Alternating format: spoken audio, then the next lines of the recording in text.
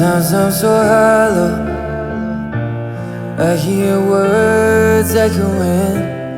It's been a long road, and there's a war inside of me. A voice that I love and a voice that I hate, and they won't let me go. No, they fight till I'm breaking, and they're taking all of me. But when the oceans roar, I lift my eyes up till I find you. Battle torn, but you say the scars, they don't define you. And oh, I wanna feel that it's true, not just one lie you use. Don't know who to follow when I'm hollow.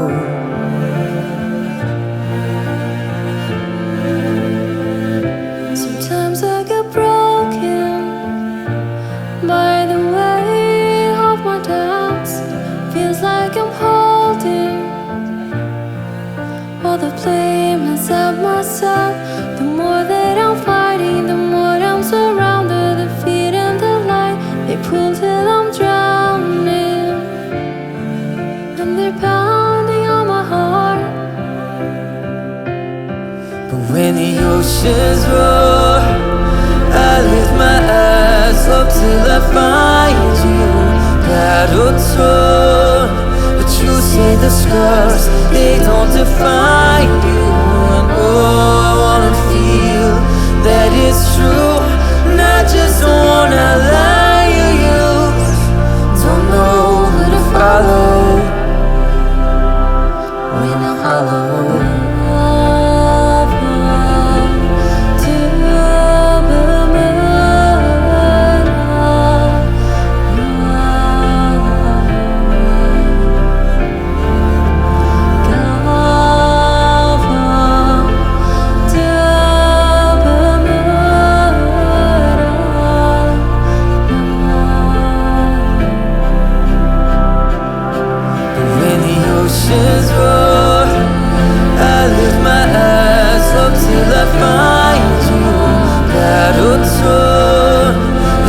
The scars, they don't define you. And oh, I wanna feel that it's true, not just one lie you use. Don't know who to follow when I'm hollow. Don't know who to follow When I'm hollow. Hey guys, welcome to my channel. So this video is going to be quite interesting actually. So this is going to be about the Shanda and Paul case, Shanda VanderArk and Paul Ferguson case. So those of you that aren't familiar with this case, it's the case where Shanda, which is the mother of Timothy, and Paul, who is her son and Timothy's brother, Timothy is the victim in this case, and they both basically starved this 15-year-old boy. Made him take ice baths, hot sauce, to a point where he ended up being 69 pounds. It's just a horrible case. If you guys aren't familiar with it, check out my playlist. I have a bunch of videos. Her trial already happened like a month or so ago. She got found guilty. She's been sentenced to life already. So Paul will be, her son, Paul, he will be sentenced February 26th. I do want to give you an update on the files. So those of you that know that saw my last video on Shanda, talking about how I ordered some files that I'm waiting on. I should be getting them within a couple weeks. So last week they responded saying they should be able to do it in a couple weeks, but that was already like almost a week ago. So I would say tops 2 weeks, possibly earlier, but I guess we'll see. Whenever I get them, I get them. I'm patient. I could wait. You know, we could wait 2 weeks so that we have that coming. And if you guys want to help pitch in for files, future files, these files, for future videos, that would be awesome. Files are not cheap. They are actually, I feel like they are getting more expensive as like this true crime community is getting bigger and people are making more requests. I feel like they are outrageous sometimes. But anyway, so yeah, if you guys want to help pitch in like I said, these files that I ordered were pretty expensive this round for the Shanda, but I also plan on ordering more files for whatever cases we're covering. So if you guys want to donate and help out, I have a Cash App now, finally, yay! Finally signed up for Cash App. It's in the description, and I have PayPal. So either two of those would help out greatly.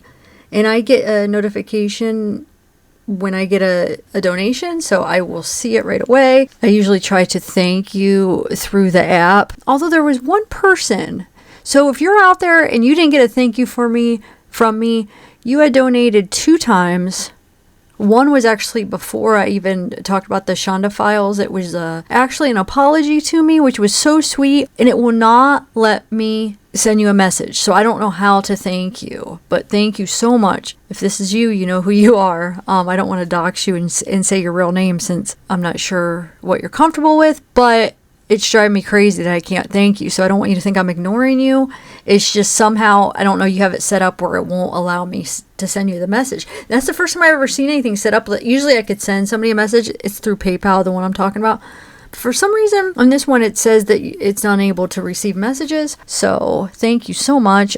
Oh, and when I first recorded this video, which was a couple days ago, I've been editing and adding, and takes a while. So when I first had recorded the part where I was talking about I should get the files within a couple weeks, I had got an update. So the person said that by mid next week we should have the files. Oh my god, I'm nervous because I don't even know what to expect. Hopefully there'll be some interesting things in them. So yeah, that is good news. That's not long at all.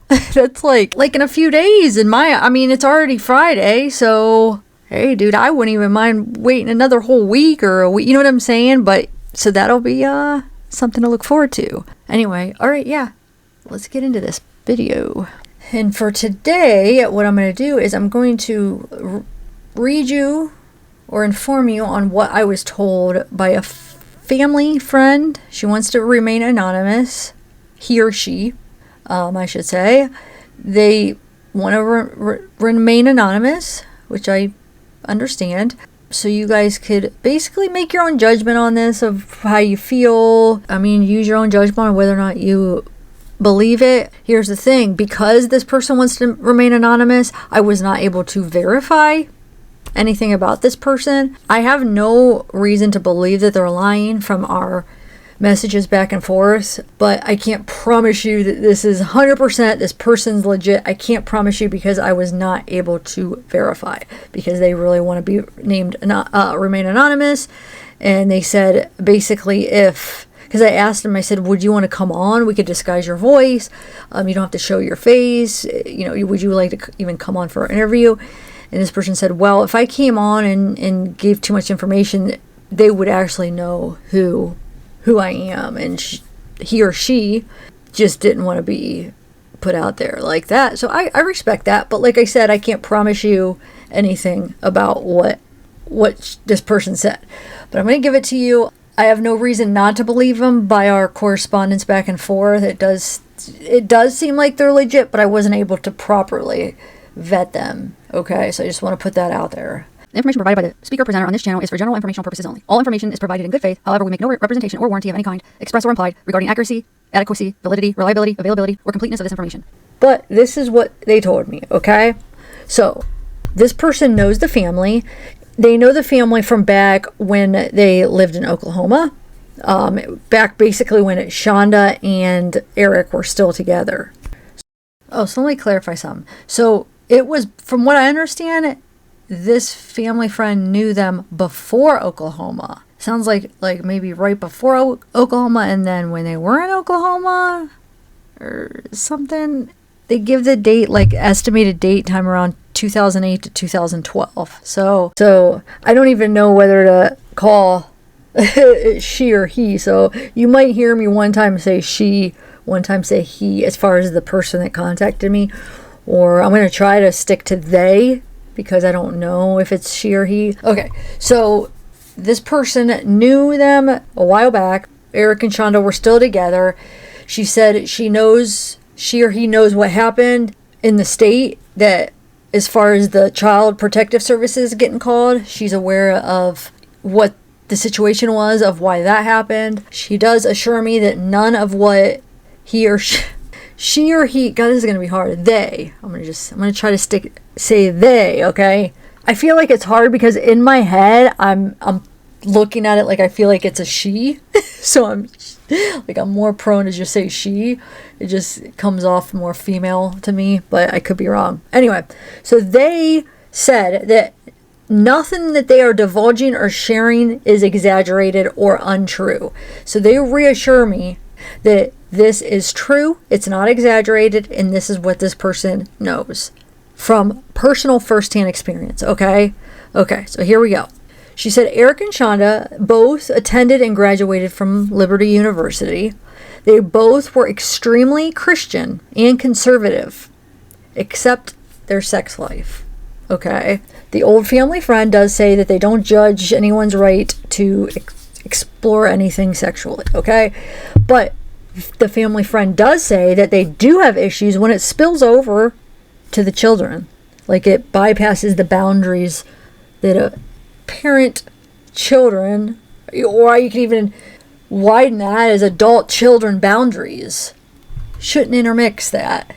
You know, like exploring sexually mixed with the children. So she said, I don't agree when it spills over. So she says, the family friend says that while they were in Oklahoma, Eric and Shanda began to explore adult domestic discipline and dominance and submission, or power exchange relationships, which included disciplinary spankings and other disciplinary scening. I just looked that up, disciplinary scening. Okay, so scening is when two people are in a relationship but not officially dating. Unwillingness to conform to the boyfriend-girlfriend label. So I'm wondering if this person means that they would basically be with other people that they weren't in a relationship with. They got together with other people in that lifestyle, people in that those groups maybe. And then if you just look up the domestic discipline groups, it's who is involved in a domestic discipline relationship. It says, my husband and I live a domestic discipline lifestyle. I work at being a submissive wife.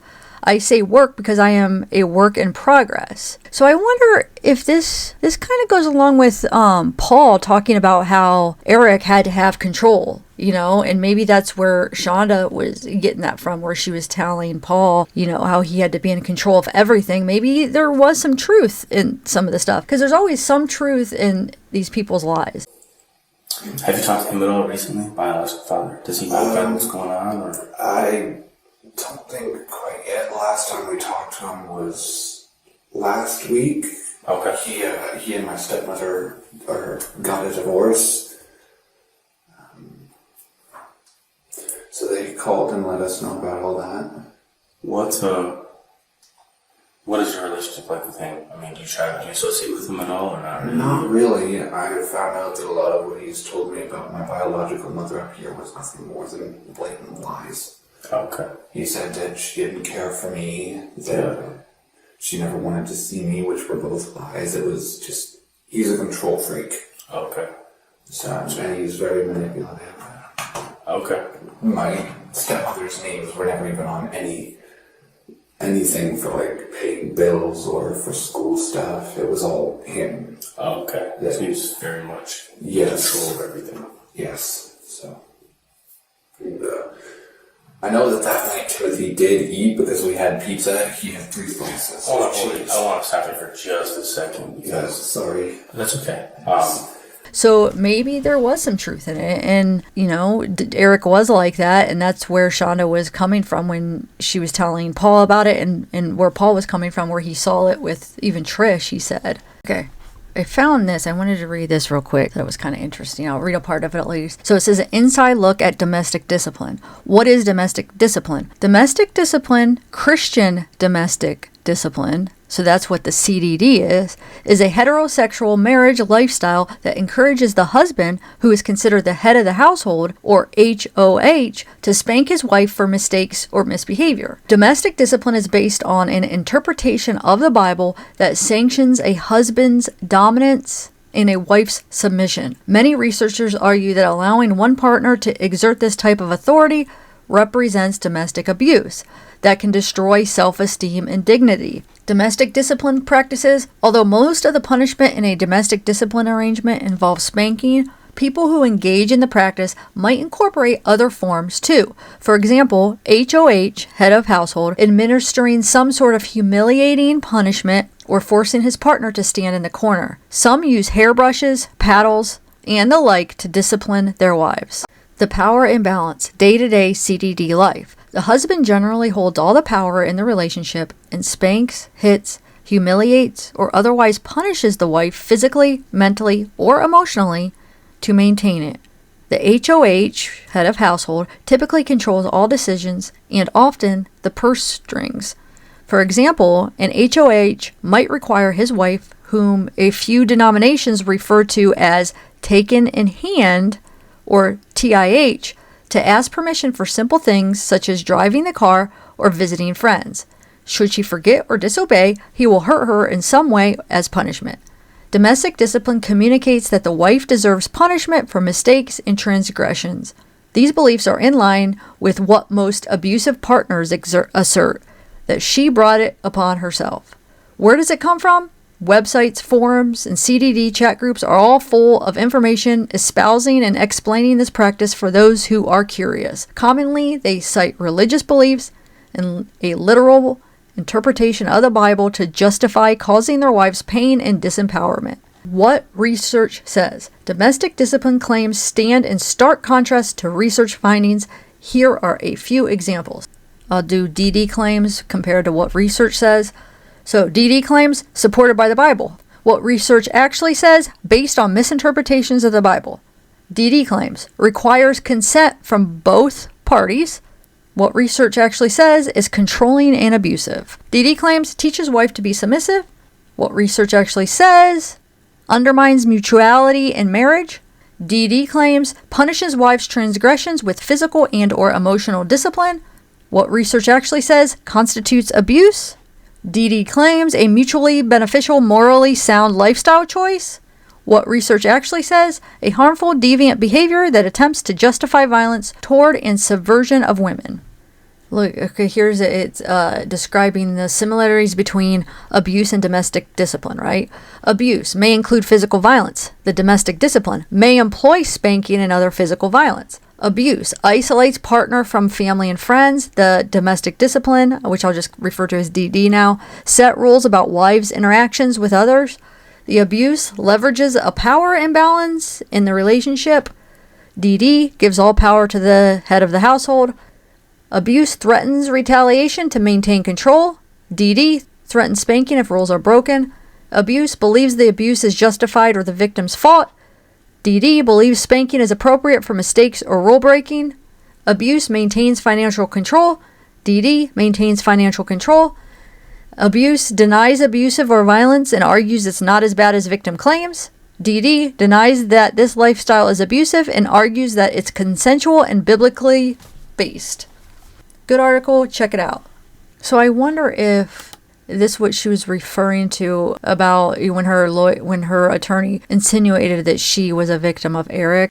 In my client's case, Judge, as you've read the pre-sentence and the people have read it and it's been admitted,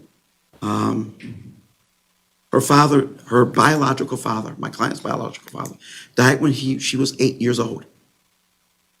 And he also sexually and physically abused her, which means he began before she turned 8. And as the court is aware, we don't catch these guys the first time, and especially when force and violence is used, they can hide their transgressions for years.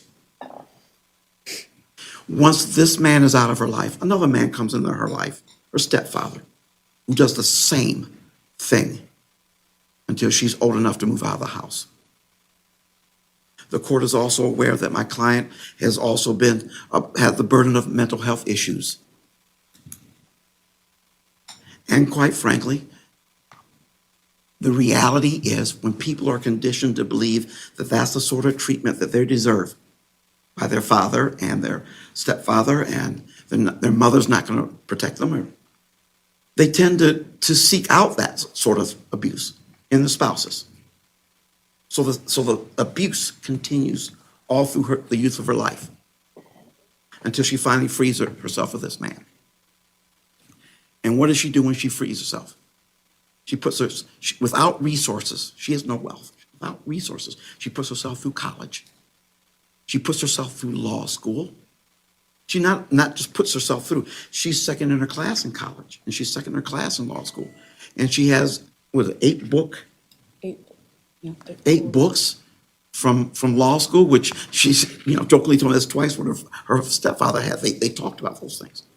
So that's why I think she's talking about Eric after she talks about her biological father, stepfather, and then she seeks out that in a spouse, and then because he basically says she breaks away and then puts herself through school. So she put herself through school after Eric. So that's why he was insinuating that Eric was also an abuser. Now, I'm not saying I believe everything she says, or even a fraction of what she says, but there are usually some truths mixed in with all the lies. So I'm just putting it out there of what was said. That's all. So back to Eric and the dominant, submissive, disciplinary type relationship or lifestyle that they practice. I mean, I wonder if he took this too far, or if it had to do with something like this and she just wasn't agreeing or wanted to be a part of it. I don't know. Who knows? Maybe she was just doing it because he wanted to, but I don't know. What do you guys think? Because I know if people are going to think I'm giving excuses or I'm on her side, which is absolutely not what I'm doing, but I just have to be careful the way I word things because people take me the wrong way, take what I say the wrong way. I never, ever am giving her an excuse. Just to be clear, ever, ever. And it says, if you look through Shanda's social media posts, you can see a picture of Shanda when she was much younger, dressed up in a schoolgirl type of outfit with a plaid skirt. I have those pictures. Actually, I could put them right up. Those are from Adams, though. Because Adam supposedly was into photography. So I do want to ask her about that because I know those are from pictures he took. At least that's what I got from it. That's what I was thinking from the website that I found him on. I could be wrong, though. Maybe he didn't take them. Maybe he just put them up on that platform and he wasn't the one that took them. Maybe they were from before they were together. I don't know. She does look pretty young in him, but the family friend said that they were both quite heavily involved in the online world. But this led to them deciding to take this into their real life. And they would invite others from the domestic and discipline and dominance and submissive lifestyles into their home for visits, etc. I freaking lost. I almost finished going through everything and I accidentally exited out instead of press stop and it didn't save it. It's so depressing. Oh, have to do it all over, guys. Let me take a sip of water. Dang it, man. I was already trying to short for time. I got things I got to do and I was already missed out on things and and I go do this. So we were at the whole her dressing up as a schoolgirl. So the reason I ended up stopping it and then doing a separate recording, which I wish I wouldn't have done it because I stopped it, and then when I did the separate recording, recorded it all, another chunk, which was almost all of it. Then when I forgot to press stop, and that's how I lost it. But anyway, I wanted to email the family friend because I'm confused if this family friend means that this was before or after Adam, as far as her dressing up in a schoolgirl outfit. But I guess either way, if that's what she liked to do because of that, then she would continue to do that, maybe, possibly. Because you'll see later on, according to this family friend, Adam was a part of this world too, and that's where she met him. But we haven't got to that part yet. Okay, so yeah, so she would like to dress up much younger, dressed up in schoolgirl type of outfits, with plaid skirt. They both got quite heavily involved in the online world. Now remember, we're still talking about Eric and Shanda.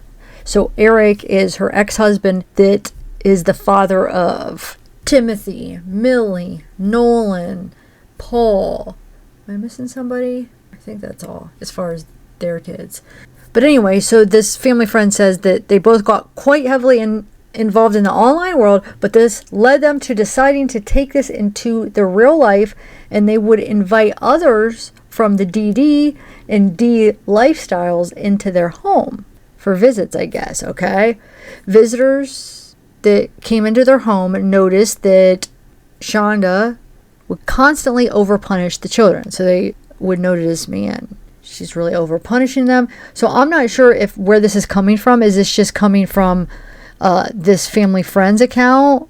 Or is this coming from the family friend was friends with other family friends and they talked about it? Like, whoa, I'm not sure, but this is what this family friend says. And it says actually the over punishment was really noticeable in the oldest child, Nolan. So it seems like he was the most punished, probably the most disciplined, because he's the oldest, so he's expected to do more and stuff. So this family friend says that the children were constantly drilled, spanked, threatened with spankings, put into timeouts, had to stand with their noses against the wall. Food was weaponized, even back then, the family friend says, which isn't really that hard to believe. And then this family friend says the children sometimes would find this toys, Eric and Shanda's sex toys, even the power exchange equipment. And then they would innocently be playing with them, not even knowing what they are, just playing with them, you know. So I'm not going to fault anybody for having those, but at least put them up where the kids can't find them, you know. So supposedly one visitor reported this to CPS, but nothing was done. So somebody reported this, hey, concerned about them finding these toys, but nothing was done. So this family friend also says that homeschooling was almost an article of faith for Shanda and the Fergusons. And they all lived in a house that was quite small for 6 people. And this person shares some of their thoughts where they say, imagine if you were a child with no outlet, no school to attend, no outside friends, no other social life. And I guess back then, Shanda didn't work, so she was always there. She was a stay-at-home mom. So then, allegedly, Shanda used to make Nolan tend to all the younger kids, all the younger children, change diapers, help care for them, etc. Almost like a full-time nanny, I guess. And one of Nolan's duties or jobs, whatever you want to call them, was to change Millie's diapers. And this family friend kind of shares their thoughts, and they say, and I could imagine that a curious, developing young boy would be curious about girls and their anatomy. Millie was the only girl in the family, so just connect the dots. So now remember, the last video I did on this case, I went over some of Shanda's posts where she talks about how Millie and Nolan were not allowed to be in the same room because there was something that happened where when they got the kids taken away, they would have to visit them separately because they could not be together, at least at first, for a while. So this part, yeah, I believe it goes along with what we know, because Shanda, in not so many words in her post, kind of hints to this is what happened. And so from what I've learned, that is one of the things that happened legally, where it was something that was reported. Why they lost, at least one of the reasons, I'm pretty sure, of why they lost the custody of the kids. All right, so the next thing she talks about is the church, okay? This family friend says that the one and only outlet, the only one that was allowed was church. So Eric and Shanda, they were really Christian, I guess, at least said they were Christian, and allegedly Eric's parents were missionaries. So regular church attendance was required, or encouraged at least. So one Sunday during church, Millie told her Sunday school teacher or some other staff member, innocently revealing that Nolan SA'd her. And because she reported this, the church officials had to call the police and report it. Because, you know, she says that, of course, they have to report it. And I'd want them to report it, right? So then the Fergusons, Eric and Shanda Ferguson, were detained and questioned. And CPS investigation was opened. But Eric and Shanda took different approaches to the whole CPS taking custody of their kids. Eric was all cooperative, ready to do what he needed to do. Let's get the classes done. Let's do the things I need to do to get the kids back. Shanda was more resistant, stubborn, not willing to cooperate. Not surprising with her, right? So as Eric was taking the classes, taking the steps needed to get the kids back, Shanda was doing nothing. And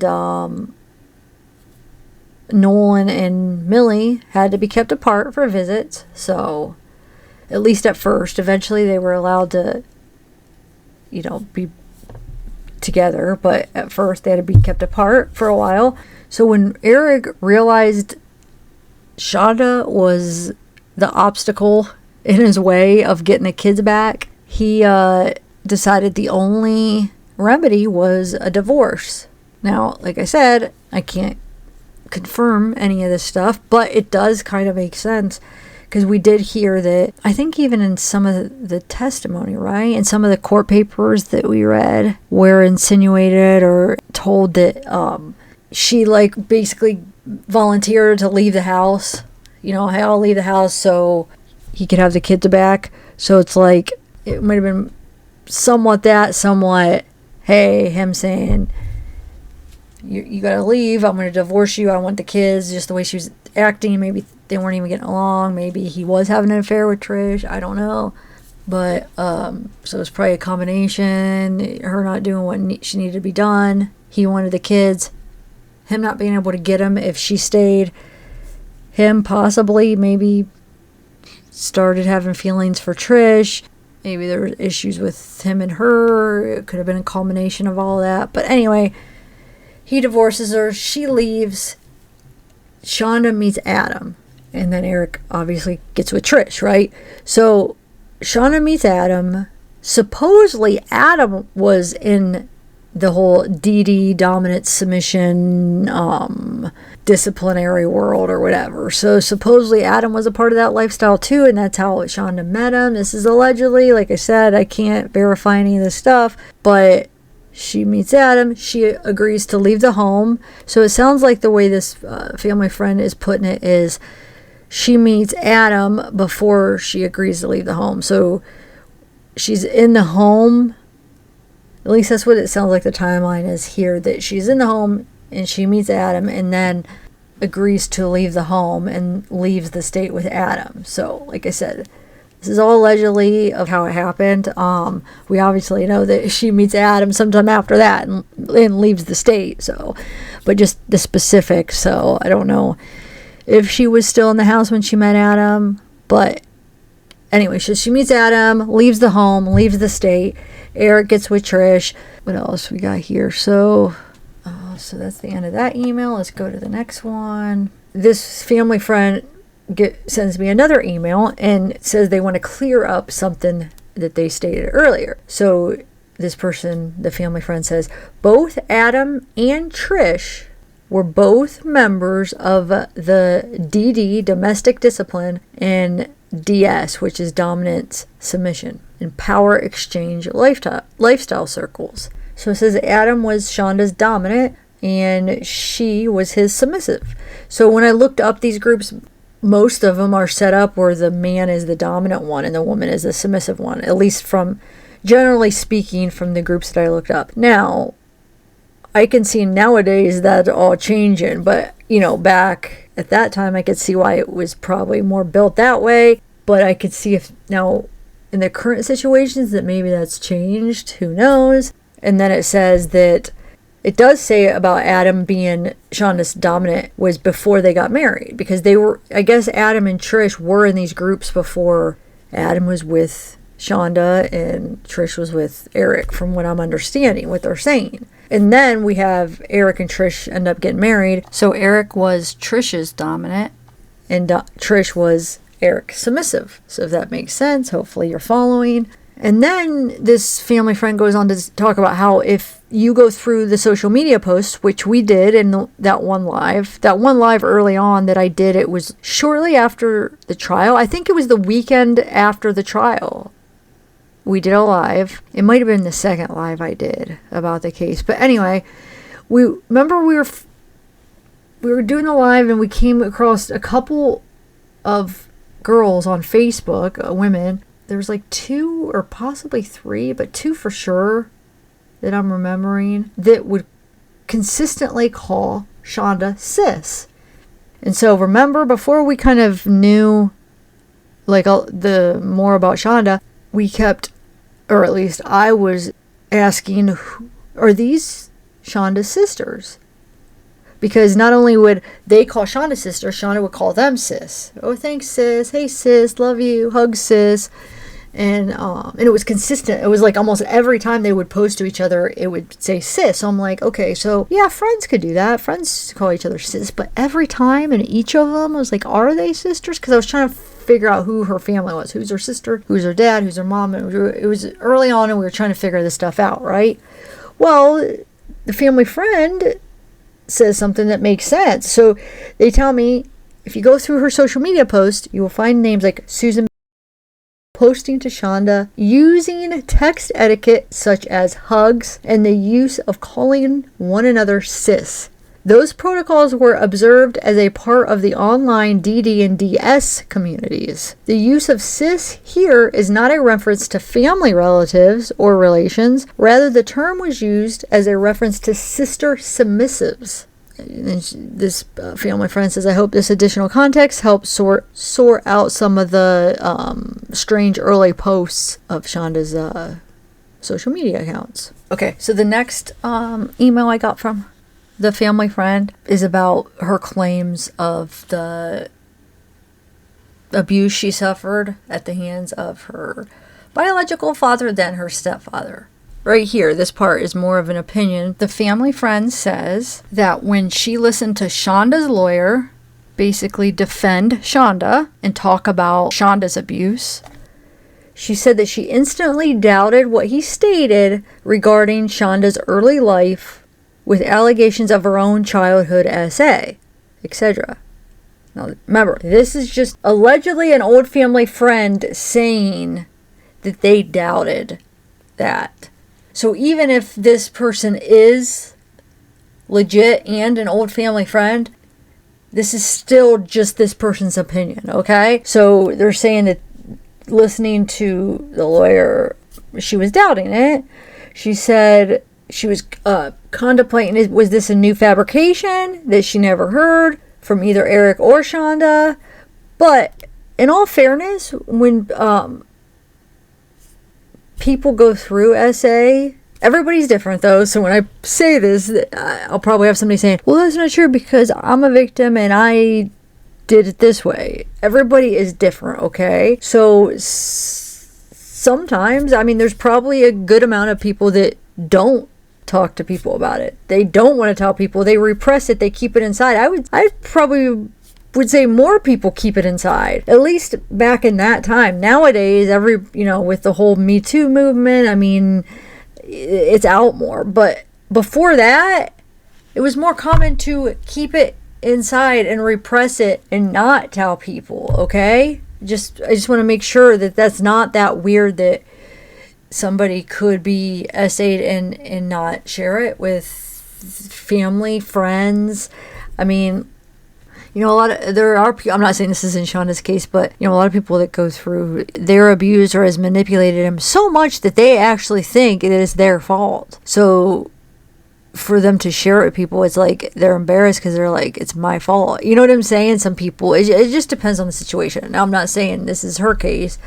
But with that being said, this person does say that it's just unlike her because Shanda seemed to share everything. She had no filter. It was highly unusual that she wouldn't have shared this with anyone else. But like I said, that's something a little bit different than other stuff. So I could see how that somebody could, shares everything but not share that. To me, that I could see how that could be, to be honest. Now, especially if it's true. Think about this, if it's true. Now, if she's a type, like she'll go into, we'll get into what she says, the type that maybe like makes up things and shares things for attention and stuff. So, and makes up things, so it'd be lies. So the fact that she didn't share this makes me think that it possibly was true, because she's the type just to make up lies and share things that aren't true, right? So if she would have shared it back then it might be like one of her lies. But the fact that she didn't, it's not that weird. Like the stuff that actually did happen, she'll keep sacred and to herself. The stuff that could potentially break her or make her vulnerable, truly, because it's the truth, she might choose, okay, that stuff is the stuff that I don't want to share, as she just exaggerates everything else.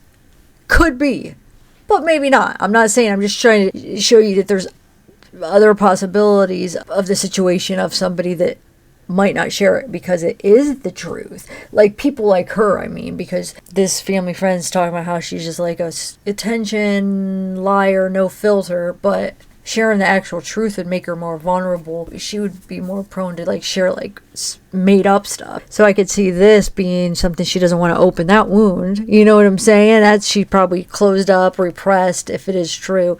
Don't open that up. The only reason she did for this is because her life's on the line, so she got to put it all out there. So I get that. Not giving her an excuse. Not what I'm doing at all. So please don't put words in my mouth or misunderstand me. Okay, so this person is saying that this struck me as a typical move that she would make. As far as she's just this family friend is confused why she didn't share it with everybody, because it would be a typical thing she'd make. But if you really think about that, this family friend saying to fabricate stuff and make stuff up. So this isn't a fabrication, so that's why. If it's not, I'm saying if it's true, then it wouldn't be a fabrication, so she wouldn't be making it up and sharing it. Am I making sense? Wait a minute. When I was recording this, I forgot about something. Her sister is the one that said it was true. Like, I learned it from that report before the sentencing. So when her sister came out on that statement that we read, she talked about what her stepdad did to Shanda. That was coming straight from her sister. Let me just read this just to remind you of what her sister said. Paige told me she and Shanda were in foster care in Alabama for about 2 years when they were between the ages of 6 and 9. Paige advised during their time in foster care, Paige and Shanda were physically abused.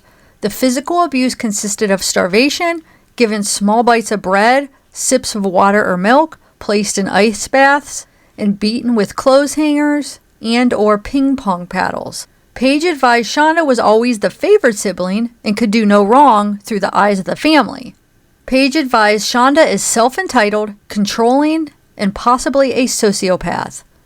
Paige advised after the passing of their mother, Shanda began having a sexual relationship with their stepfather, who put Shanda on birth control. Paige advised when she was a teenager and about 16 weeks pregnant, Shanda intentionally struck Paige in the abdomen.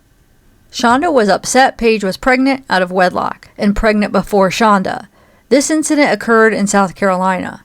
Paige advised she was taken to an ER in South Carolina after the incident for abdominal pain. Paige advised she miscarried the child at 23 weeks. Paige advised when she was pregnant with her second child, Shanda attempted to assault Paige, but Paige's husband intervened. Paige advised the last time she spoke to Shanda was in 2000. Paige advised she learned of Shanda and Paul's arrest about a week ago.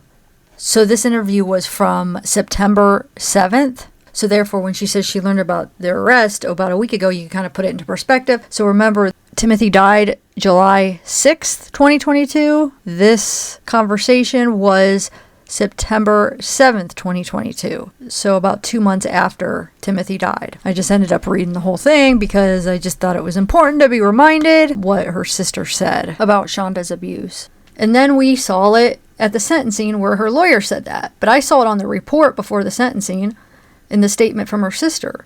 So yeah, all this debating, why would her sister say that? I believe it's true. Just like I was saying, I thought it was, and I didn't even really take the sister statement into consideration. I forgot about it until just now as I'm editing it. This is like 3 days after I recorded this. I'm editing it because it's taking me forever to edit, but yeah, okay. And no, I am not giving her excuse. She is awful. What she did was awful. She has shown that she is an awful person too, a horrible person, and I'm not giving her an excuse 1 second. Because she still had a choice to not do what she did and to break the cycle. And the fact that she didn't, she's horrible. But it's just, it helps us understand why she did it. Not that it's okay that she did it, okay? But it helps us understand people, which doesn't mean that we're saying that it's okay. She had the choice. Yes, everybody has free choice. She chose to be a bad person. But it's still important to understand where this all came from. How did it happen? To understand why this stuff happens. It's not an excuse. What she did is horrible. And it makes me sick. Okay? It's disgusting. She is a horrible person. What she did to these poor kids. Okay? So please do not twist my words or misunderstand what I'm saying, please. Okay, so she said that when Eric was divorcing her, but this is worded when she was divorcing Eric, which I thought this person said that Eric divorced her, but it's probably, it might just be when you're wording things, you just word it wrong. No big deal, probably, right? I don't know. So this one says, when she was divorcing Eric, she went around inventing and manufacturing a whole bevy of lies that she had been a secret victim of DV for years, that she kept in all secret out of fear of him. That actually came out not in direct exact words, but if you remember her lawyer, he insinuates that she was a victim of Eric. They tend to seek out that sort of abuse in the spouses. So the abuse continues all through the youth of her life until she finally frees herself with this man. And what does she do when she frees herself? She puts without resources, she has no wealth. Without resources, she puts herself through college. See, he's insinuating that it was Eric. Okay, so I mean, maybe it was true, maybe it wasn't. I don't know. So as they were going through the divorce, Shanda started saying, "Oh, I'm a victim of DV. He was, abusive." I mean, I didn't say anything because I was afraid of him.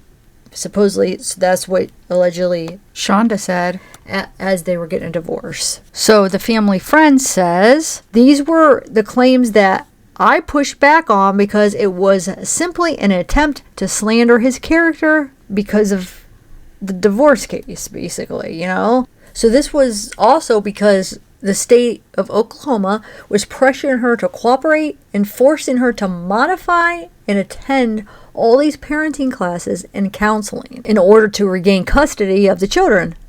And she wasn't going to cooperate. So this old friend says, this quote, "If you watch the video when the police initially come to the house responding to the 911 call, Shanda sits on the front steps and does this really poor acting performance, making up lies right on the spot." Hello, ma'am. I'm Officer Stefanich. Right now, we got some people coming over to talk to you, okay? You have another son inside the house? I have two. Yeah. Are they sleeping still right now? One of them is, yeah. The 20-year-old's awake. He's 20? No, the 20-year-old's awake. Okay.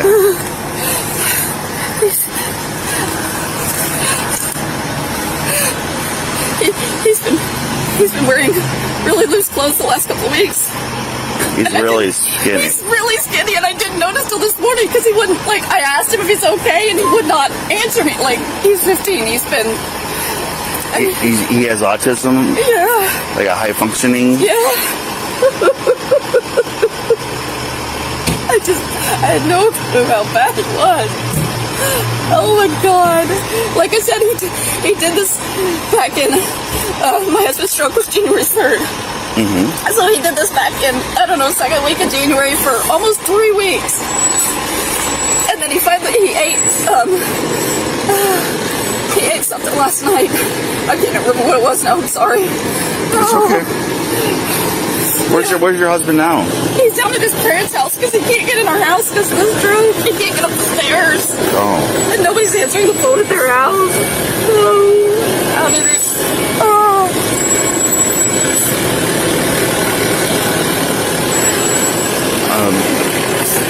can go back in the house if you want, but I can't. I gotta keep the basement secure. You can't go down there, okay? I get it. I had no idea. I would have taken him in or something. Oh. Now, you said the last time you saw him was 5:30 this morning? Yeah. Did he say anything? He had fallen out of bed. At 5:30? Yeah. You sure it wasn't earlier? I mean, it's possible. I thought it was 5:30, but I wasn't super awake. I heard a thunk, and I came down, and he's kind of laying on his side, kind of like, what the heck? And I reached out, and I'm sorry. That's all right. Sorry. Oh my god. Oh my god. Yeah. And I reached out and he pulled himself up, and I asked him if he's okay, and I just asked if he hit his head. He said, no, I think I hit my knees on my chest. I think. He couldn't tell me how he fell. Oh my god. No, I don't know what to do. Oh my god. He said it was okay. And then, do you have other family here in town? well, in West Olive, but they're not answering. Yeah. My father-in-law's an attorney. Best thing to do is surround yourself with family. Help you get, because right now you're going through it by yourself, and you get overwhelmed. I had no idea. How could I have missed that? He's been wearing baggy. I mean, he was wearing a hoodie, for crying out loud, and I just didn't. His face didn't look like that. What the heck? Now, what's your first name, ma'am? Shanda, Shanda. And what's your last name? Is it Ferguson also? No, it's VanderArk. VanderArk space capital ARK. That's why I asked him to eat last night, because his face started looking a little thin. I'm like, okay, enough. And he wouldn't show. I'm like, let me see. Hold your shirt up. And he wouldn't hold his shirt up. He wouldn't do anything. Did he get real skinny last time too? Yes. The only reason I know is because my 7-year-old walked in on him accidentally when he was in the shower downstairs. And then my 7-year-old comes up and he's like, Mama, Timothy's really skinny. I was like, oh. Was that this time or last time? That was last time. That was like first week of February is when he discovered that. And I told him he was either going to start eating multiple times a day, or I was taking him to the hospital, and he didn't want to go to the hospital, so he ended up eating on his own. Yes. Okay. And then, so this last time, was it because your husband's wasn't home? Well, he hasn't been home since January 3rd, but he had a grand mal seizure. God, it's been 3 weeks ago now. And it was right after that, he actually mentioned he was hungry the day his dad and stepmom called to tell us they were divorced and moving to Florida last week. Where do they live? They lived in Oklahoma, but they moved to outside of Jacksonville, Florida, and they're not answering their phone either. Okay. And that's his biological father? Yeah. He moved up here with us last May because his dad couldn't handle him. And he's been great. I mean, last May, like as in May of last year or this year? Yeah, May of last year. Okay. May of last year. And he goes to school and everything, he was? I've been homeschooling him online because it's high functioning. He's just done better at it. I can show you his grade report online. I've got all it's online. Okay. Is he doing okay? Yeah, he was failing math, which is not unusual, but he was passing everything else. What's his date of birth? 8/6 of 2006. I tried to check it in the last few days, and he just wouldn't let me anywhere near him. He didn't want a kiss, a hug, nothing. Probably didn't want you to give him a hug, because then you could tell that he was... I would have known. And I told him he was stumbling a little bit last night, but he's not the most coordinated kid in the world. And he said he was okay. And then he ate. What was the last time he ate, you think? Last night. No, Gabriel, keep him up there. He ate toast. There's two. There's a 7-year-old and a 20-year-old. The 7-year-old was asleep. I guess he's not now. Oh my God. I should have made him eat.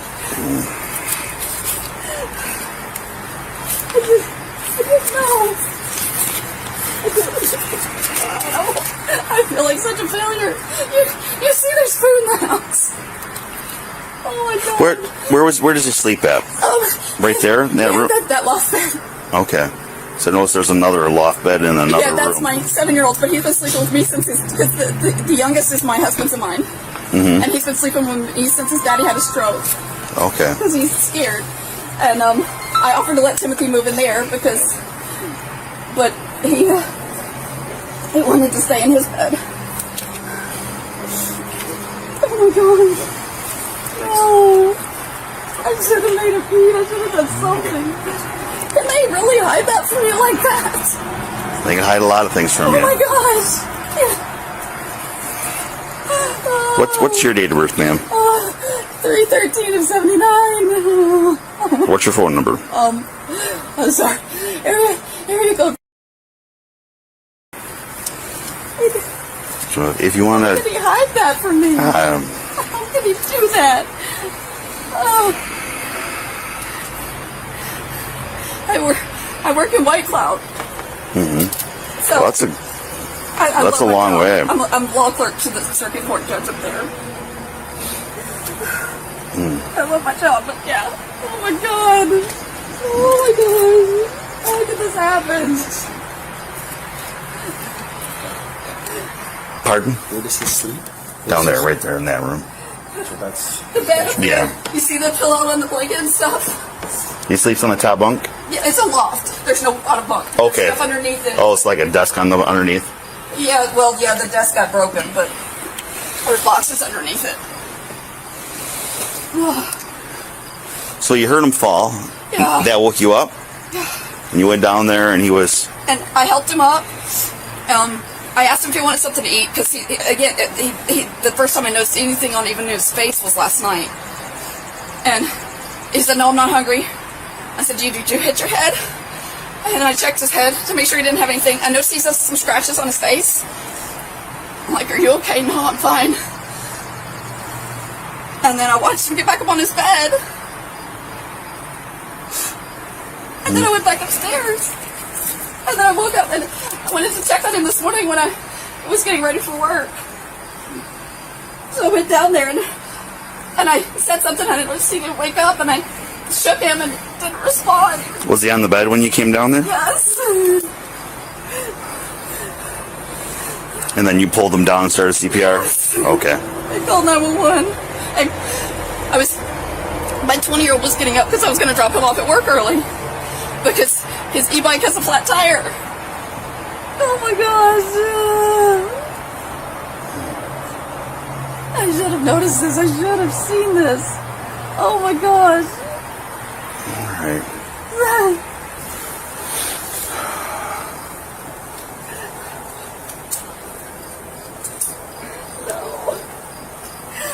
We have people coming to talk to you called Victim Services. They'll help you through Thank you. the grieving process because Please. I feel he's really good at hiding stuff. That's part of the reason his dad couldn't handle him is because he kept lying about stuff. How old is he? 15. He'll be 16 in August. Okay. But his dad texted me last May and said, I can't handle him anymore. I have to send him to live with you. And I'm like, yeah, sure, absolutely. Why was that? What did he do that? He said he was lying to him. He was destroying things. Is he hard to deal with? I don't think so, but I'm stricter than his dad. Mm-hmm. So I don't know if that, I mean, he's the lying's been a problem. But nothing major. Yeah, nothing crazy. No. He's All teenagers lie. tripped down the stairs a couple of times, like just half the flight. And then later he came back to me, admitted he did it intentionally. But I've asked him, I'm like, you're trying to hurt yourself? He's like, no, I just wanted to see what would happen.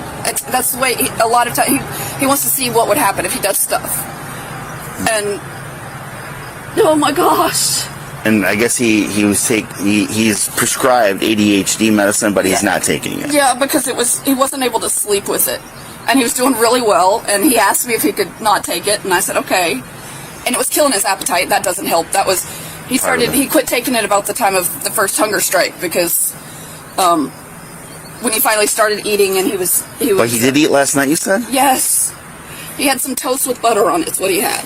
That's all he wanted to eat. He said his stomach was a little upset. He didn't want to eat anything else.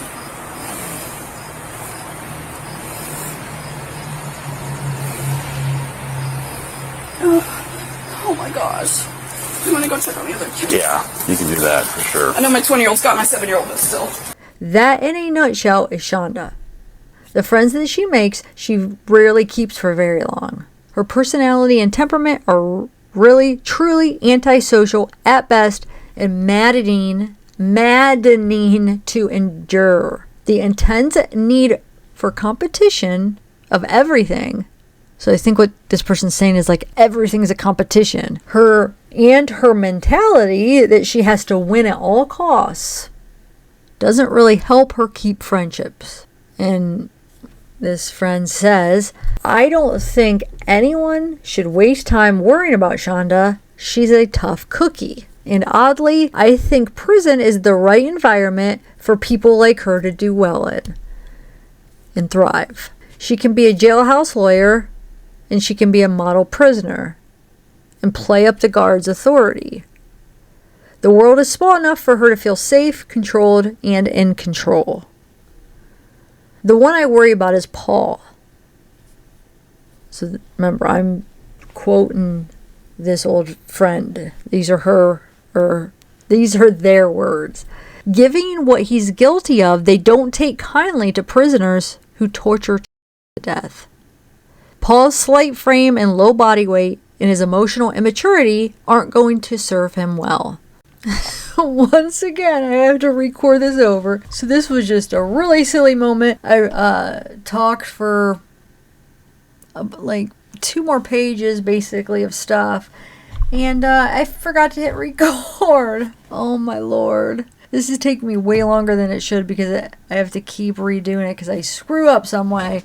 But let's try this again here. So, where am I at here? Can't believe it. It's like I'm sitting here. So basically I was just sitting there talking to myself. Because nothing's being recorded. I'm just talking to an imaginary camera that's not on.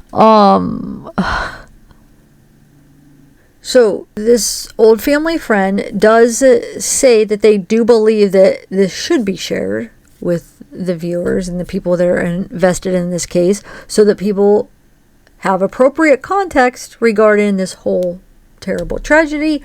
And I agree. Like people, when we get invested in the case, it's good to know the facts of the case. It's good to know the dynamics of the situation.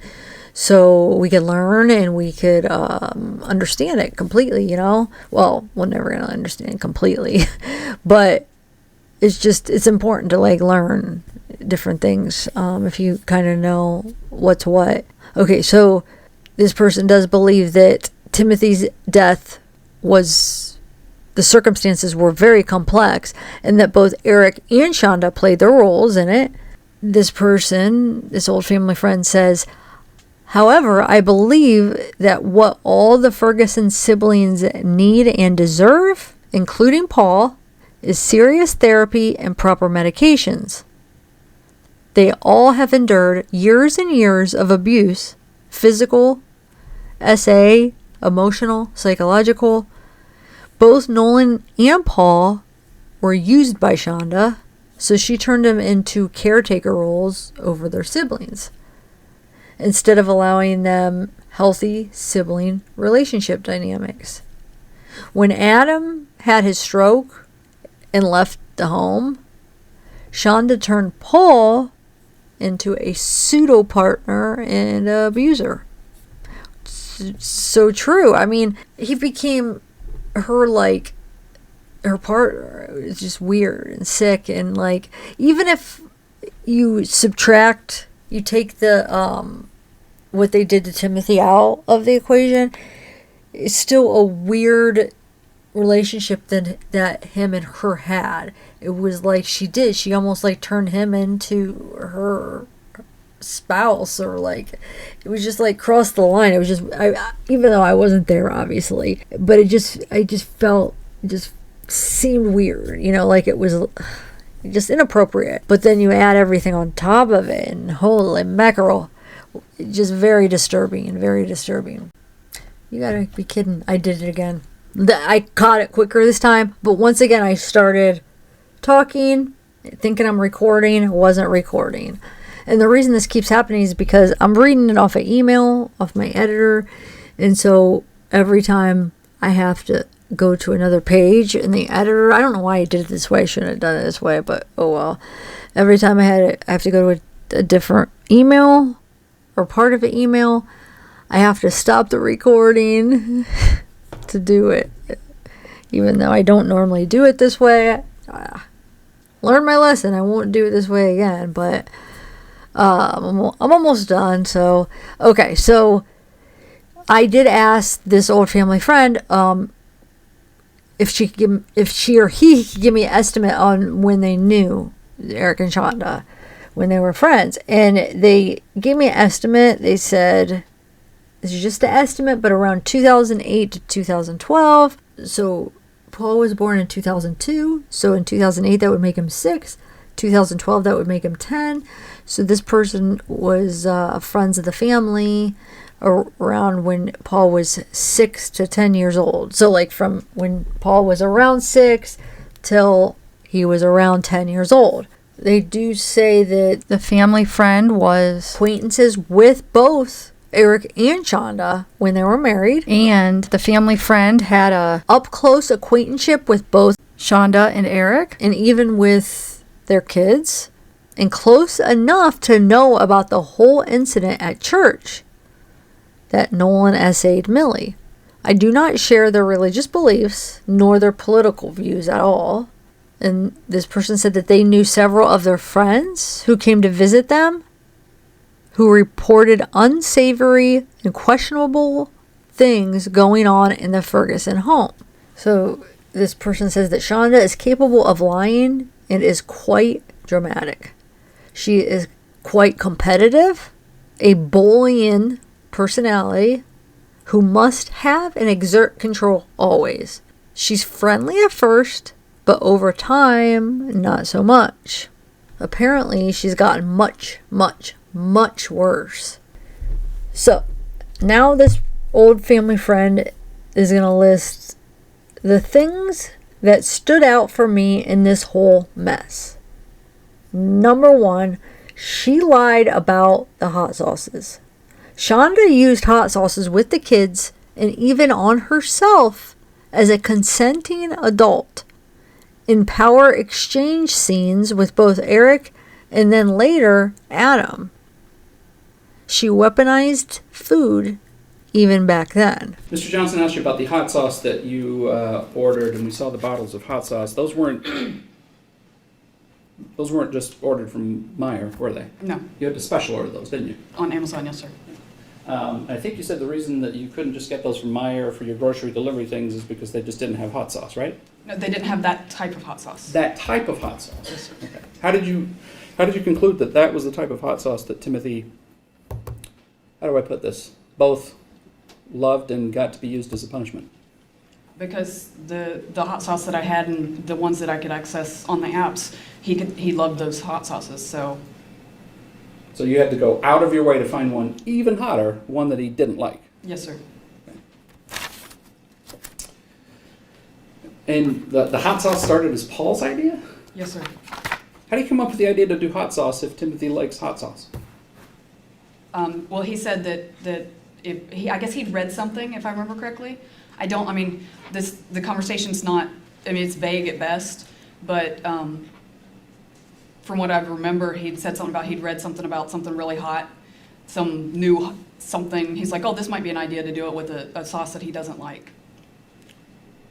So you tested out other hot sauces before you got to that point, and because he didn't react, you figured, let's just keep increasing the heat? Is that it? No, I don't remember how many I ordered, but I just went with something that was hotter than what I could get. So you tried to punish him with a lower hot sauce, but he doesn't respond. So then you increase how hot it is, right? I didn't try with the lower because I already knew he liked the lower hot sauce. So how did it even occur to you to be a punishment for him to find one even hotter then? How is that even a punishment if he likes hot sauce?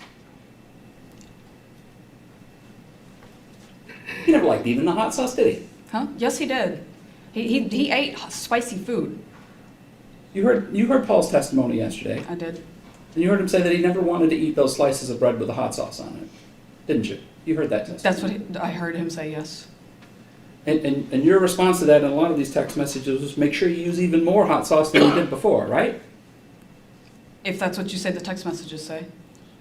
Well, you just read the one that said he can have 4, and then he can wait 30 minutes, and then he can have some without hot sauce on it. You read that one, right? Yes, sir. But again, you don't remember sending that text message. No, sir. But aliens didn't take a hold of your phone and take over your body or anything like that, did they? No, sir. No. Mr. Johnson didn't ask you, so I'll just go ahead and ask you. You used a number of other physical methods of punishing Timothy, didn't you? Define number. Yeah, okay, fine. 2. You made him do wall sits. One time. And that was Paul's suggestion as well. He said, oh, this used to drive me crazy. I guess he said that, Paul said that his dad and stepmom had used that as a punishment with him. And so we decided to give it a try, and Timothy could have cared less. He what? He could not have cared less? No. So being made to stand as if there's no support under your legs, he was okay to do that? I mean... How long did you have him do it for? A couple of minutes. A couple of minutes? Yes, sir. When was that? I don't remember, honestly. And running the stairs. Yes, sir. You had him do that a lot, didn't you? I wouldn't say a lot. It was some. In fact, there's one text exchange in here where you talk about make sure that he does it a lot, even if it's raining and cold outside, right? That's what the text says, yes, sir. And Paul talks about doing it chasing style at one point, where he chases him up and down the stairs, right? Yes, sir. And the stairs we're talking about are outside. Yes, sir. They're not out inside. back. No, they're out back. So cold, rainy. Yep, go run the stairs outside. What did he do? What was the awful crime he had done to warrant doing that? I don't remember, sir. Right, direction to page 6011. Bottom text. I wonder how it would feel to have that hot sauce on your private parts. I'm not saying touching there, not at all, but dripping a little bit there, is that horrible? Did you have to ask that question? I wouldn't think so. I don't remember that. I can't even imagine saying that. But you did. I know, but I can't even imagine it. About your child, right? Who at that point was in the middle of an ice bath and it lasted at least 2.5 hours at that point, right? What, are you asking if I said that? I'm asking you if you said that when your child was in an ice bath for 2.5 hours at that point in time, because this is 4:25 in the afternoon, and you're watching on the camera from work and texting with Paul about what he's supposed to be doing with him in the tub, right? I mean, if that's what was, I don't remember. If that's what it says, I'm not arguing that. I'm not trying to argue that. I'm just saying I don't know. It just popped in your head today. Yeah, I wonder what hot sauce on your private parts would be like. That. I have no idea where it came from. I have no idea. Did you ever try that hot sauce? No, I don't like food as spicy as Timothy. Okay.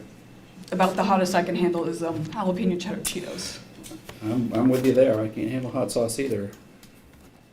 So you never even, but administering it as a punishment multiple times, you thought was okay without even trying it yourself first. Yes, I have a very weak stomach, and so I didn't want to throw up. Have you ever given hot sauce to the dogs, to train the dogs? I have put it on a couple of objects to keep them off of objects, yes. Keeps them away from it, right? Yes, it does. Right, because they don't want to eat the hot sauce. Mm-hmm. So you never actually grabbed a dog, forced its mouth open, and poured hot sauce down its throat, have you? No. Never put hot sauce on a piece of food and then fed it to them, make them eat it, have you? No, because I don't give my dogs human food. You can't do that with service animals. No, but you could put it on dog food, didn't you? I guess. I've never even thought about that, honestly. So it never occurred to you to use hot sauce, enforcing the use of hot sauce on a dog, but it occurred to you to use that as a form of punishment for your 14-year-old child? It was Paul's idea, but yes, I was at my wit's end at that time. It was Paul's idea, and you thought, yep, that sounds like a good idea. I think we'll do that. Is that what you're saying? I don't remember the exact conversation, but I said, like I said, at that point I was willing to try anything. We'll get into the text, but there's dozens of texts in here, and this is just a small section of text where you tell Paul, put more hot sauce on the bread. Give him 4 slices of hot sauce. Do you remember those text messages? Some of them, not very many, but some of them. Mm-hmm. So you wouldn't punish a dog with hot sauce, but it's okay to punish a child with it. Objection, Your Honor. That's I'll move on. The slices of bread with the really spicy hot sauces, I want to clarify this. Not me, this old family friend is saying, I want to clarify this. While the hot sauce punishment was horrific enough, the bigger abuse lay in the medical fact that all Ferguson children were susceptible to celiac disease. There was an incident when a doctor raised an alarm because all of the children were massively underweight and not healthy at all. When Shanda told this old family friend about it, she was not concerned at all. She would allege that it was not her fault. Rather, her children were all diagnosed with celiac disease. Then came weeks of trying to figure out special gluten-free meals and food. Really intense control. Shanda, she was having really intense control over the food and meals and stuff. She even had fights with people in her family over people feeding her children bread and gluten. So that was number 2 on the things that stood out for this old family friend. There's a list. So the one was about the hot sauces and how she used them in the past. So that was a lie. That was new. 2 was about the bread. So not only was the hot sauce a punishment for Timothy, but so was the bread because he had celiac disease. Number 3 is that Eric confided in this neighbor. I keep saying neighbor instead of old family friend, and I have to keep redoing it. I don't know why I'm saying neighbor, but I don't want to confuse you guys. So Eric confided in this old family friend. Well, this was before they started to explore with other partners, i.e. Adam for Shanda, Trish for Eric, and presumably there was others. But anyway, so Eric is confiding in this family friend that Shanda was really, really, really uptight about sex. And this person wants to point out that this is not an exaggeration in saying that Shanda was really, really uptight about sex. So Eric stated that when they had sex, Shanda was unresponsive, uptight, stiff, etc. But this didn't surprise this old family friend about Shanda because, given their Christian background, their really conservative religious values back then, it made sense. It wasn't that surprising to this old family friend that Shanda was that way. But then when things started to really implode for the Fergusons, this old family friend thinks that that's when Shanda saw Adam as a way out. And then Eric found Trish. So this old family friend says that they don't know anything more about Trish, but from others that knew Trish back then, they all said that Trish was a very sweet person. So I almost did it again. I started talking without hitting record, but I caught it quick. Okay, so number 4 on the list is the time when Eric could not get Shanda to cooperate with the Oklahoma CPS investigation. Eric went through intense counseling and other classes, and he learned exactly how Shanda had done things to manipulate him and the children. His eyes were truly opened. To his credit, he really stood by Nolan. So going through these classes that he had to go through to get custody back because of the CPS investigation, it opened his eyes to some things, and he learned and realized the manipulation and just basically how Shanda is and what Shanda's doing. And so, yeah, that opened his eyes to some things. The essay accusation that Millie had made to the Sunday school staff turned out to be all true. Shanda and Eric both independently told me that. This old family friend is saying that Shanda and Eric both told this person that the accusation that Millie made about what Nolan did was true.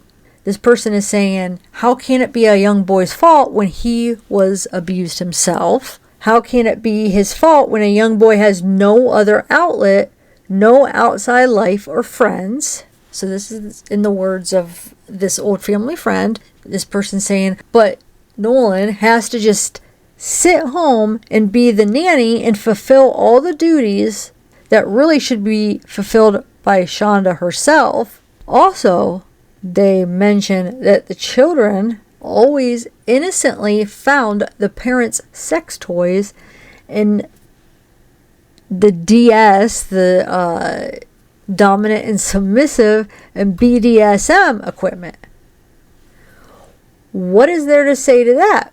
It wasn't a good environment all around. Eric was working more than full time, while Shanda was a stay-at-home mom. So here is this family friend is saying, it was really uplifting to see Millie and Nolan give their victim impact statements and their hugs.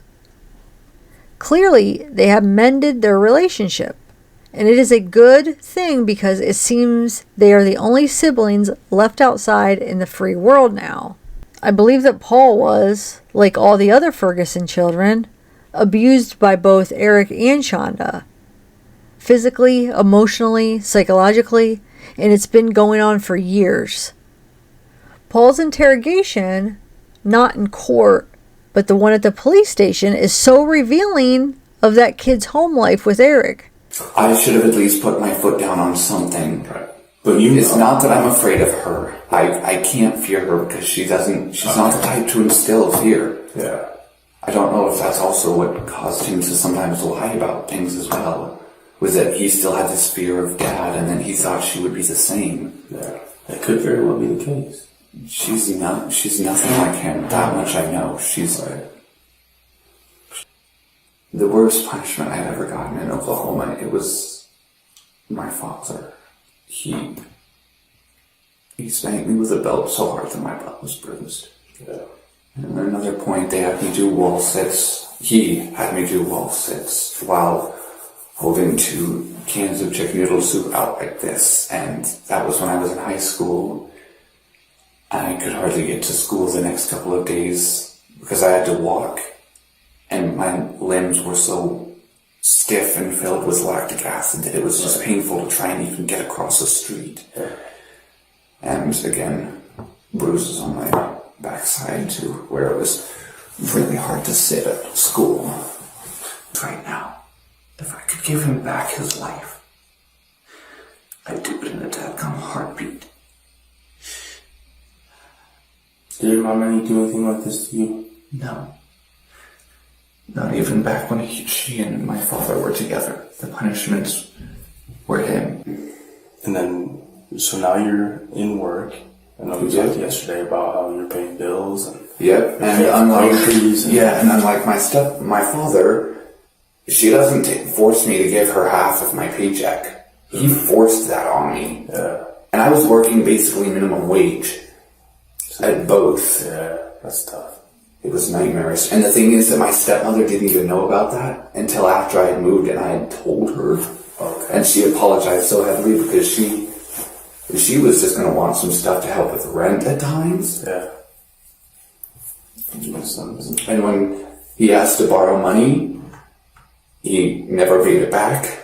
And my mother has paid it back every time.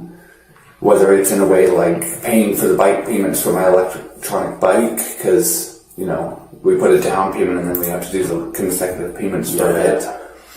And then we know what kind of home life he had with Shanda.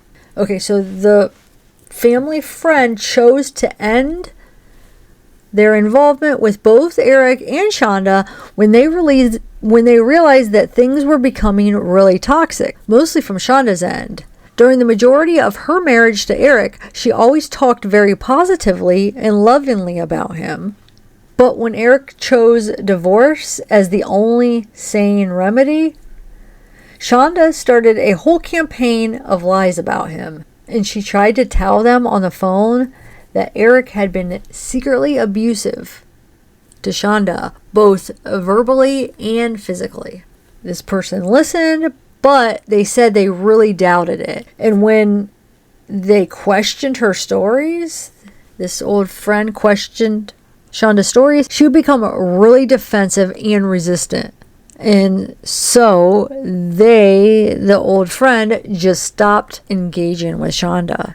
And then when the old family friend found out that both parties had divorced and found new partners, the old family friend thought it was all resolved for the best because they both found new partners. Okay, maybe it's all for the best. They weren't good for each other. And then this person says, nope, because obviously it wasn't for the best. All right, guys. So, what do you guys think? First of all, do you guys believe this is legit? Number one, this is all true. I mean, it's a legit source. Yeah, interesting. I mean, if it is true, it's interesting that they had the DS, or what did they call it? The DS, which was the dominant and submissive, and then what was the other one? Just the Nolan and Millie thing, which it was. I mean, I did believe that. We heard about that, and I saw it in Shanda's posts, so that's crazy. But here's the thing that I want to know: did the teachers? I don't know if you guys saw my video I did where I read the statements of Timothy, and there were some interesting things. The teacher, I think a couple teachers, wasn't it at least two, were talking about that they thought that I don't even know if they thought or if it was like they knew that it was going around that Paul S.A. Timothy, okay? So that's what the school was saying, and Timothy's teachers was talking about it. So I was a little bit confused when then I saw that Shanda was saying, that it was Nolan and Millie. So, was it both? Was there two occurrences? That's confusing. I wonder if Timothy's teachers got it mixed up and it was actually,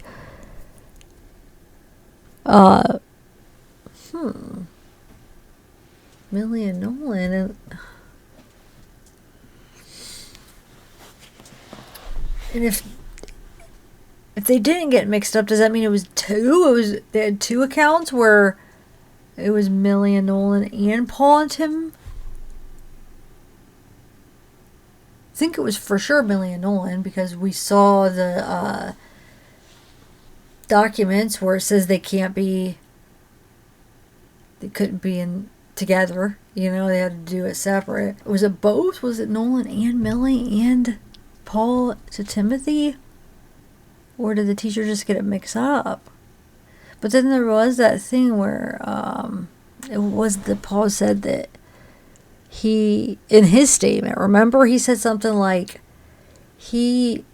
okay, so I went back and found the part that I was talking about, Paul's last statement that he made, or his last interview. So this was a statement on July 14th. Well, actually, that is when the detective is asking for the warrant, standing in front of the magistrate, asking to get the warrant on Paul, okay, for first degree CA charges, okay? So it says that the detective arrived with the NSPD road patrol. They arrived at Paul's house and they executed the arrest warrant. Paul was arrested and transported to NSPD and was seated in the interview room, and then they interview him. And this is what I'm going to read from that interview. I'm not going to read the whole thing, just that part that I was trying to remember what he said about SA. So Paul states, when his brother Nolan was a minor, he SA'd his sister Millie, which we heard about. We know that happened. I think that's what sparked the CPS stuff and them losing custody, probably along with other things too, because we see how horrible of parents they were. So there's probably multiple things, but I think that's one of the things that kind of got the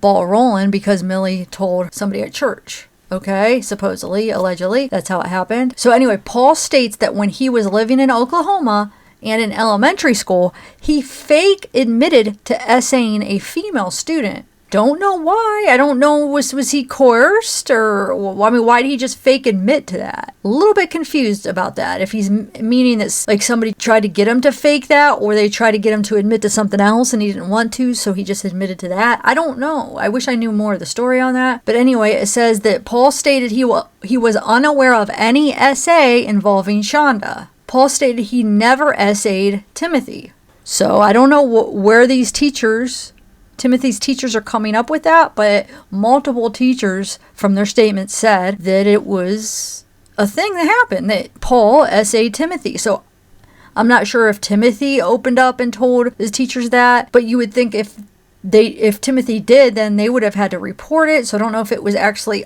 on record, but since they're minors, we're not going to be able to find the record because that's all sealed when they're minors. So he fake admitted to essaying a female student.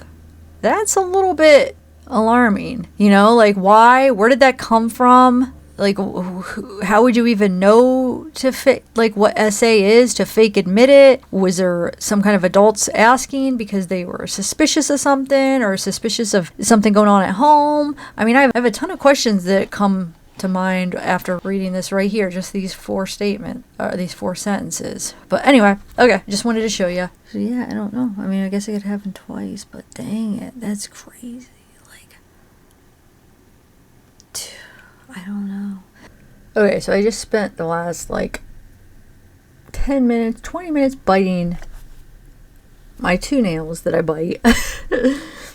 I mean, I used to bite my nails, and I'll go on and off where I quit, and I'll quit for years and don't bite any of them, and then once in a while, I'll like pick one, you know, that it's just like, I'm so stressed, I'll like give myself one, and then I start on one hand, I'll be like, okay, I'll do one on this hand and one on this hand. So I have the middle finger on my left hand and the pinky on the right that I've been bite when I get nervous, so I don't bite them all.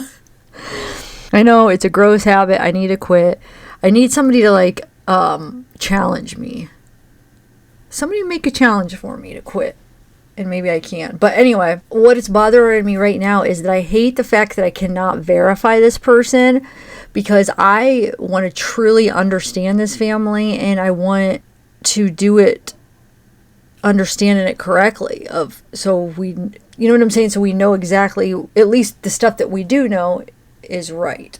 And the fact that I cannot verify it 100% is driving me crazy, because I don't want to be responsible for putting something out there that's not true, possibly. And then we have that in the way we're trying to understand this case, and it's not true. So I just kind of went back and forth in my head, is like, is it worth just not putting it out there and just having, and possibly not knowing something that could possibly be true and help us understand it, but just for the small chance that it might not be true, and then it could make us understand it wrongly. So everything else we learn after that is going to be built on stuff that's not true? Or is it better to at least put it out there because there's a good chance that it could be true, so therefore it could help us understand, and we should be able to understand that, okay, that, you know, this stuff right here we'll put in the box of maybe true, and the rest will know what we know to be true, right? But in reality, are we really able to do that? Because once we incorporate this into the memories of, or I should say the facts and what we're trying to form and understand about the family, are we going to be able to like separate it then? Let's say like a week from now, we're learning more, we get those other files and we're starting to like put it together and learn more.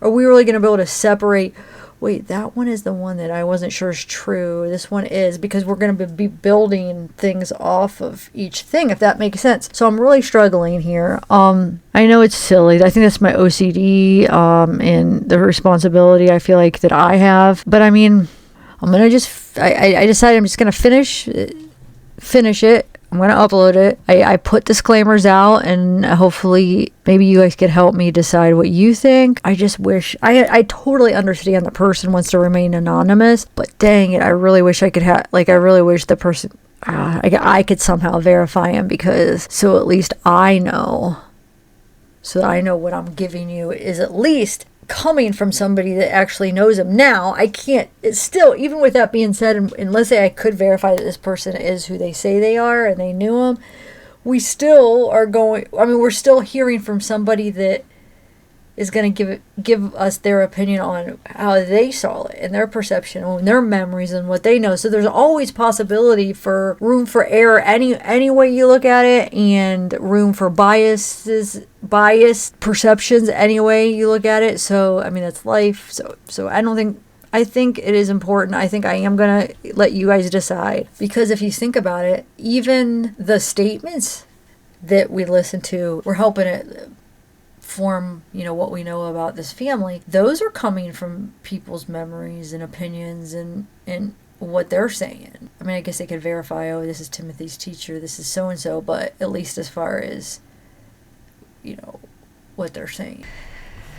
But all right, I am going to go edit this, and let me know what you think about it. Let me know your thoughts, what's your thoughts. And, like I said, I'm going to try to do a live discussion on it, and we could kind of just chat about the case, chat about this, because I haven't done a live on it in a minute. And, all right, have a good one, guys. Bye.